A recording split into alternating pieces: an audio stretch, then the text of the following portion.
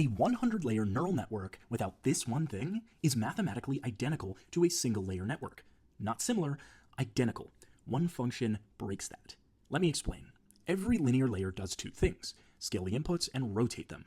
That's it.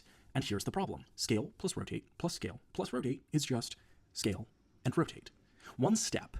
Stack 100 linear layers. Same result as one. They collapse. It's a mathematical identity. You end up with a network that can only draw straight lines through the data. So just add any nonlinearity. Problem solved, right? Here is where activation functions come in. ReLU is a surprisingly simple activation function. If the input is negative, then output 0. If it's positive, leave it alone. That tiny break at 0 changes everything. Without it, every layer just collapses into one giant linear function. But with it, neurons can switch on for some patterns and stay off for others. One neuron might respond to edges, another to curves. Stack enough of these decisions together and the network can start modeling genuinely complex behavior.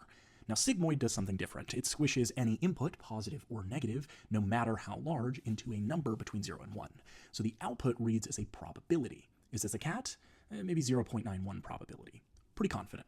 Most hidden layers use ReLU. Final layer uses Sigmoid when you need a yes or no answer. Here's the part that's actually beautiful. Each ReLU layer adds one more bend to the output. The first layer can draw lines that can get 0. The second layer combines those kinks into corners. Now, if you stack enough, and you can approximate any curve in existence, there's a theorem for this, a universal approximation. It says one hidden layer with enough neurons can represent any function. In practice, depth is more efficient than width. That's the whole story of deep learning.